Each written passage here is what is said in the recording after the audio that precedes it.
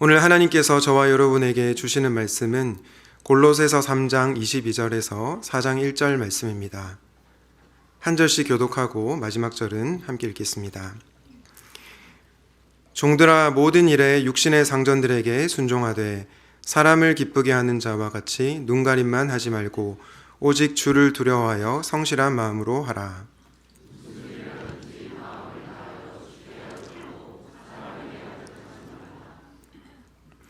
이는 기업의 상을 주께 받을 줄 아나니 너희는 주 그리스도를 섬기느니라.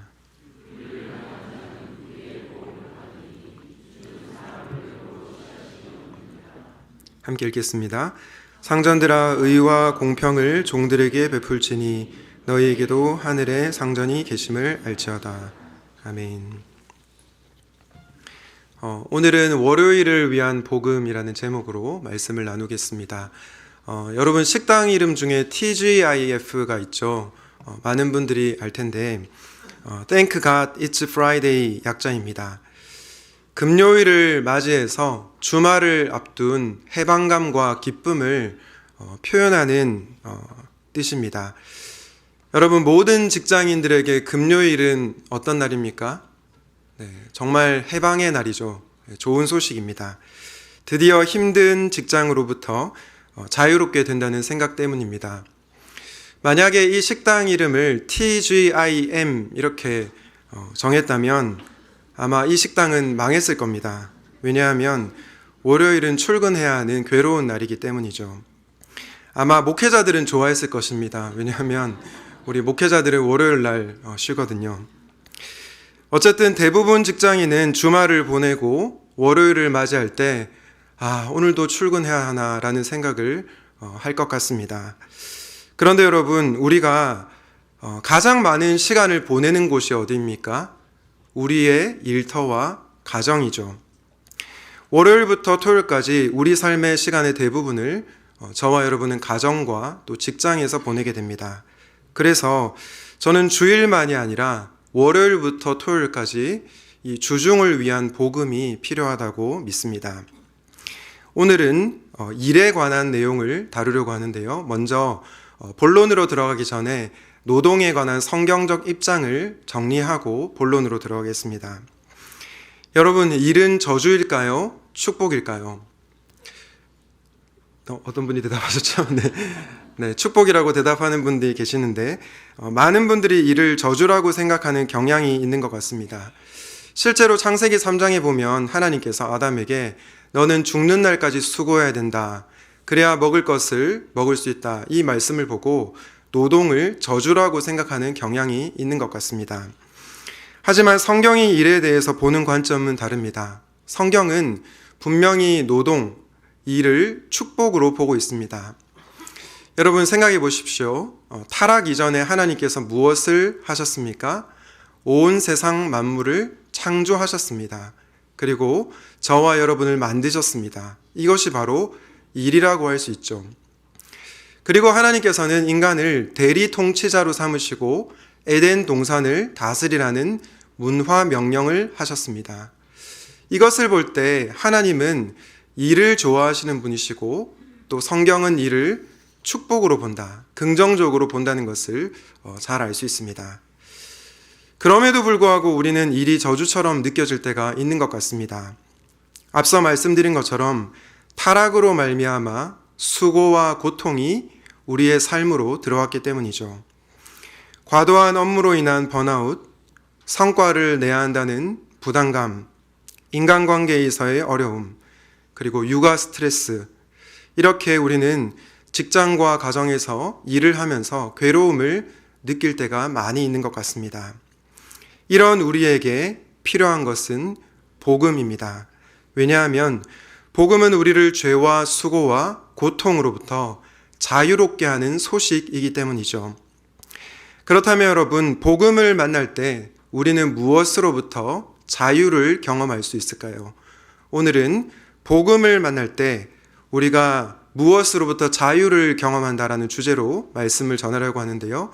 간절히 바라기는 복음을 만나 진정한 자유를 경험하시기를 예수님의 이름으로 축복합니다. 복음을 만날 때 우리는 가장 먼저 평가로부터의 자유를 경험하게 됩니다. 여러분, 오늘날 수많은 직장인들이 직장 생활을 하면서 왜 힘들어 할까요? 저는 단연코 평가 때문이라고 생각합니다. 직장 상사가 나를 어떻게 볼까? 동료 직원들은 나를 어떻게 평가할까? 이런 타인의 시선과 평가가 저와 여러분을 너무나 힘들게 만든다는 것이죠. 그래서 우리는 다른 사람을 만족시키기 위하여 일할 때가 많이 있는 것 같습니다. 이런 성향을 가진 사람들을 알았던 바울은 오늘 골로새서 3장 22절과 23절에서 이렇게 말씀하고 있습니다. 우리 함께 읽어보도록 하겠습니다. 시작.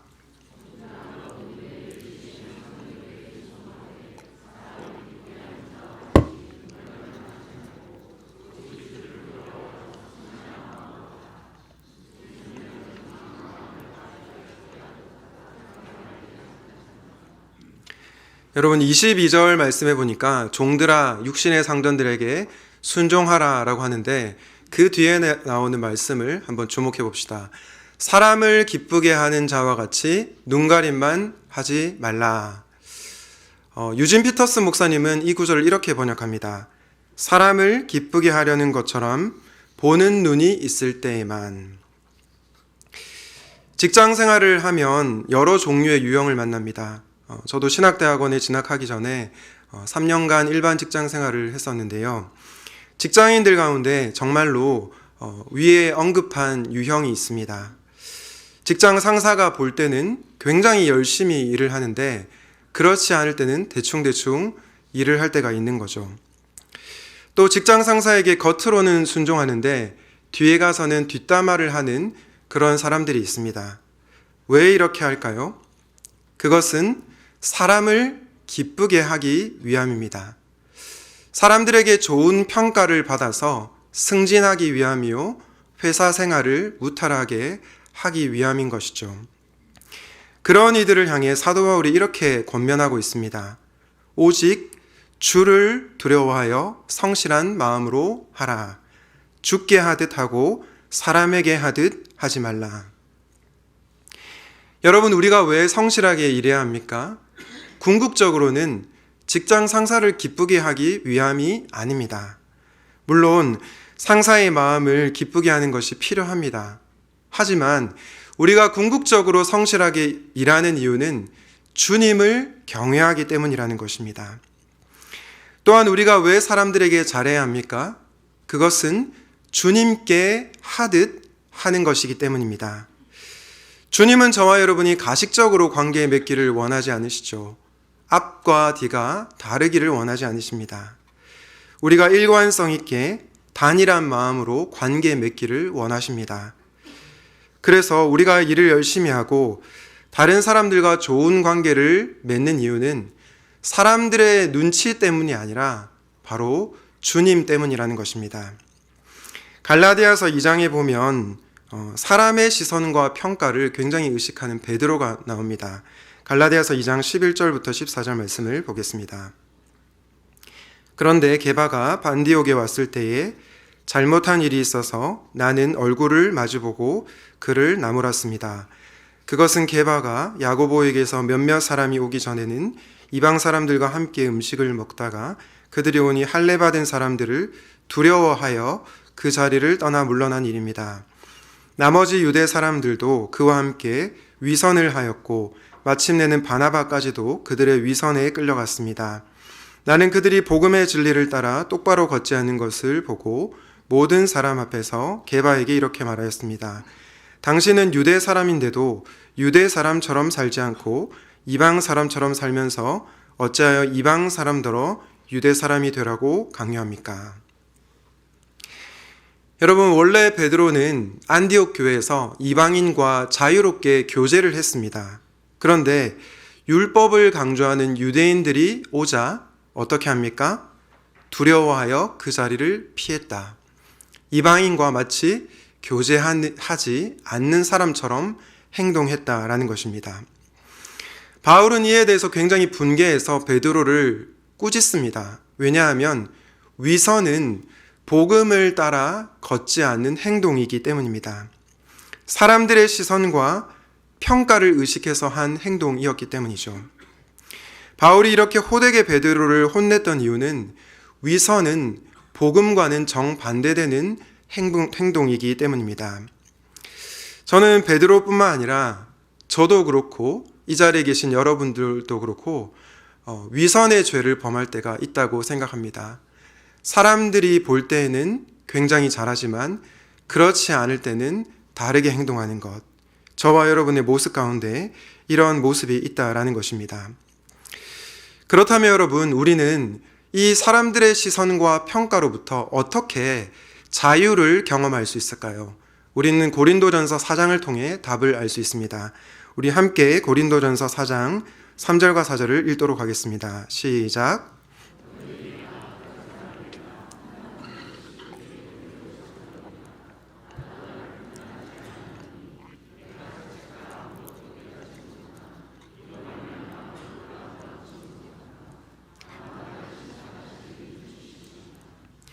여러분, 사도 바울이 3절에서 다른 사람에게 판단받는 것이 내게는 매우 작은 일이다 라고 얘기합니다.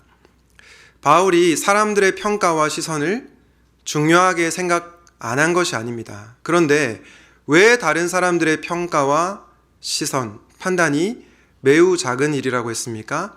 그 이유는 그는 항상 주님을 의식했기 때문입니다. 바울은 항상 주님만을 바라보고 살았기 때문이죠. 바울은 사람들의 시선과 평가보다 주님이 나를 어떻게 보시는지, 주님이 나를 어떻게 평가하시는지를 주목했던 사람입니다. 이렇게 우리가 주님의 시선과 평가에 주목할 때 우리는 사람들의 시선과 평가로부터 자유할 수 있습니다. 그리고 사람들을 만족시키기 위해 일하는 것이 아니라 주님을 위해 일하게 된다라는 것입니다. 사랑하는 여러분, 혹시 여러분은 직장 생활을 하면서 지나치게 사람들의 시선과 평가를 의식하며 살고 있지는 않습니까? 그렇다면 여러분을 최종적으로 판단하실 분이 주님이심을 기억하시기 바랍니다. 그리하여 그 주님으로 인하여 사람들의 시선과 평가로부터 자유를 경험하시기를 예수님의 이름으로 축복합니다. 복음은 우리를 일터에서 죄와 수고와 고통으로부터 자유케 한다라는 주제로 말씀을 전하고 있는데요. 복음은 우리를 무엇으로부터 자유케 할까요? 두 번째는 나태로부터의 자유를 경험하게 됩니다. 여러분, 나태의 사전적 의미가 뭐죠? 나태는 보통 게으름이라고 정의를 하죠.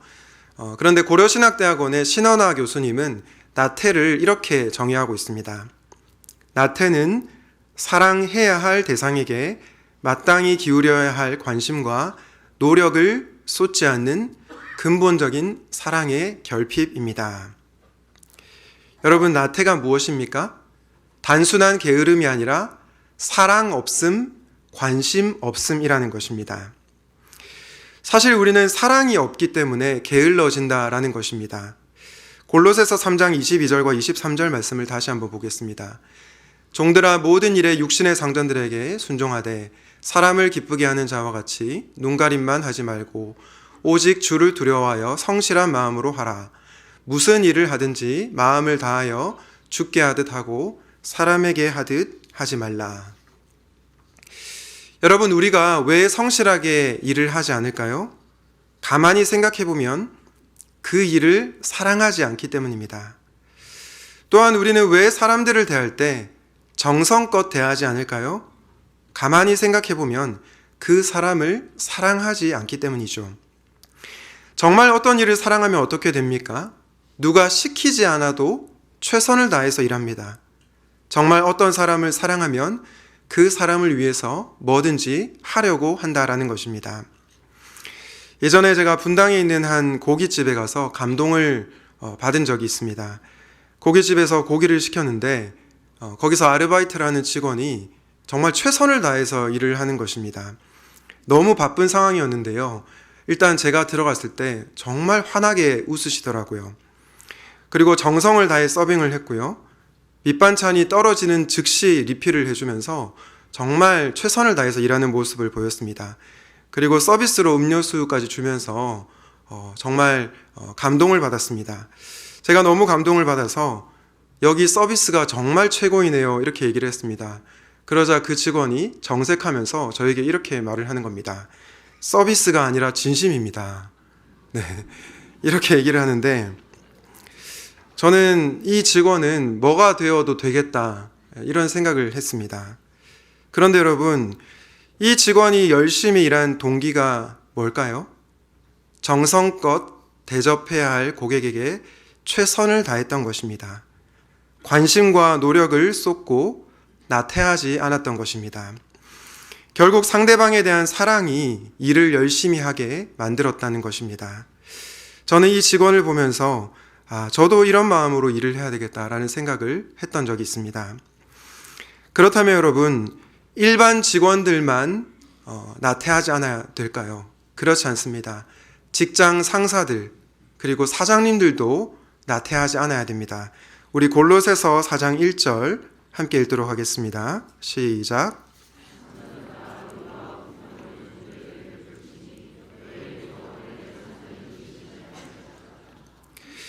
여러분, 이 구절을 유진 피터슨 목사님은 이렇게 번역합니다. 주인된 여러분, 종을 사력 있게 대하십시오. 그들을 공정하게 대우하십시오. 여러분, 우리는 이것을 통해 성경의 메시지가 굉장히 급진적이라는 것을 알게 됩니다. 흔히 성경을 잘 모르는 분들이 바울이 노예제도를 찬성한 것 아닌가라고 묻는 분들이 계십니다. 왜냐? 종들아, 상전들에게 순종하라 라고 명령했기 때문이죠. 하지만 사도 바울이 노예제도를 찬성해서 이런 말을 한 것이 아닙니다. 그는 당시의 질서 안에서 종과 주인이 어떻게 행동해야 하는지만을 말했을 뿐입니다. 여러분, 오히려 바울의 말은요, 노예제도의 기반을 뒤흔드는 말이었습니다. 당시 종은 어땠습니까? 무언가를 배울 수 있는 대상이 아니었습니다. 그저 소유로 취급되었죠. 그런데 사도 바울은 종들을 소유로 취급하지 않고 한 존재로, 인격으로 대하고 있습니다.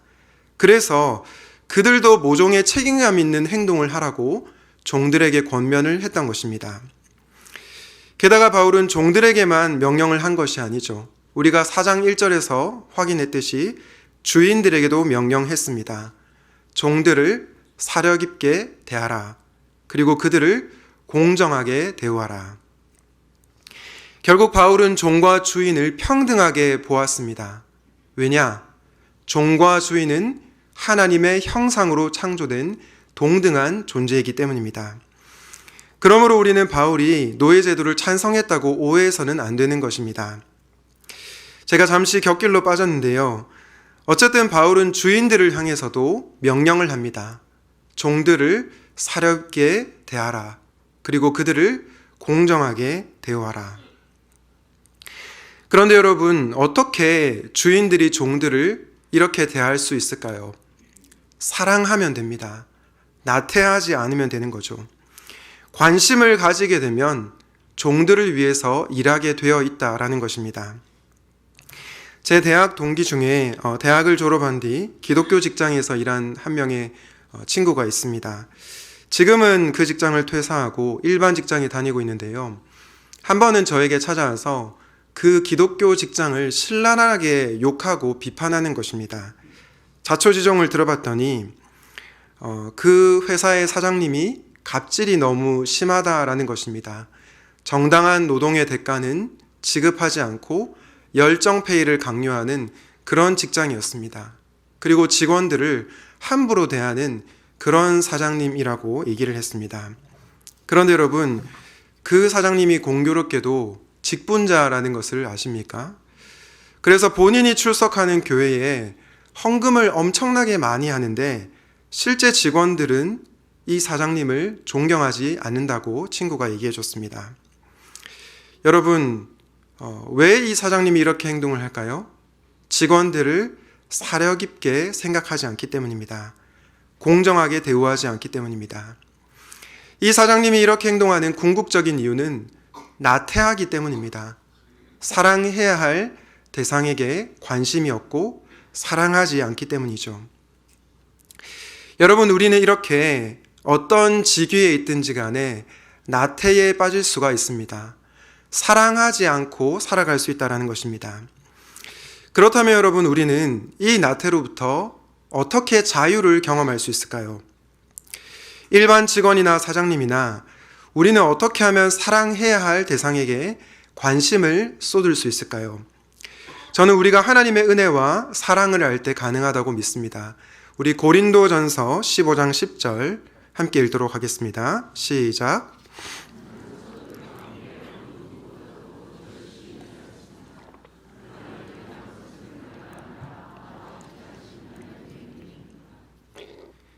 여러분, 사도 바울이 뭐라고 얘기합니까? 나는 어느 누구보다도 더 열심히 일했다고 합니다. 그런데 그 동기가 뭐라고 얘기하고 있죠? 나와 함께 하신 하나님의 은혜라고 고백하고 있습니다. 하나님의 은혜와 하나님의 사랑이 바울로 하여금 더 열정적으로 일하게 만들었다라는 것입니다. 사랑하는 여러분, 여러분은 일터에서 또 가정에서 어떤 마음으로 일하고 계십니까? 여러분이 일반 직원이든 상사든 상관이 없습니다. 여러분이 남편이든 아내이든 상관이 없습니다. 부모이든 자녀이든 중요한 것은 내가 있는 그 자리에서 사랑해야 할 대상에게 사랑을 실천하는 것입니다. 그리고 그렇게 되기 위하여 우리는 하나님의 은혜와 사랑을 경험해야 하는 것입니다. 간절히 바라기는 하나님의 은혜와 사랑으로 충만하여 나태로부터 자유케 되는 은혜가 있으시기를 예수님의 이름으로 축원드립니다. 지금까지 저는 우리가 복음을 만날 때 평가와 나태로부터 자유를 경험하게 된다 말씀을 드렸습니다. 마지막으로 우리는 복음을 만날 때 무엇으로부터 자유를 경험하게 될까요? 마지막은 결과로부터의 자유를 경험할 수 있습니다. 여러분, 우리가 믿는 하나님이 어떤 분이십니까? 저는 우리가 믿는 하나님이 이 하나님이라고 생각합니다. 과정을 소중하게 여기시는 하나님, 저와 여러분의 중심을 보시는 주님. 저는 우리가 이 하나님을 만날 때 결과에 집착하지 않는 삶을 살게 된다고 생각합니다. 그런데 여러분, 솔직히 말해서 과정만 좋고 결과가 안 좋으면 어떻습니까? 사실 쉽지가 않죠. 수능 시험을 열심히 준비한 학생이 수능 결과가 좋지 않으면 어떻습니까? 마음에 낙심이 찾아오죠. 사업을 위해서 최선을 다했는데 사업 결과가 좋지 않으면 어떻습니까? 우리는 무력감에 빠지게 됩니다. 그러다 보니 많은 분들이 결과에 집착하며 살아갈 때가 있는 것 같습니다. 이런 우리를 향해 사도 바울이 위로의 말씀을 전하고 있습니다. 우리 골로새서 3장 24절, 25절 말씀을 함께 읽도록 하겠습니다. 시작.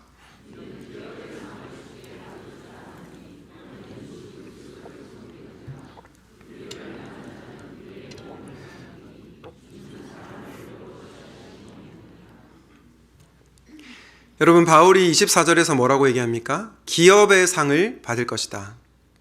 유업을 받을 것이다.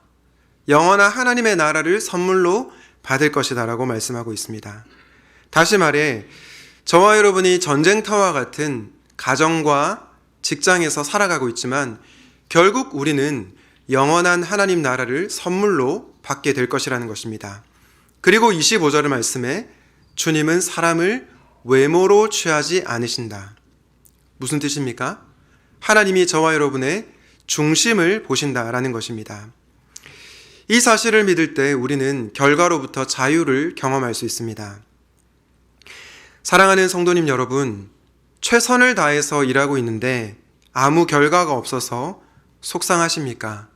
다른 사람을 섬기면서 내 일에 최선을 다하는데 아무도 알아주지 않는 것 같아 속상하십니까? 그런 분들이 이 자리 가운데도 계실 것 같아 한 이야기를 들려드리려고 합니다.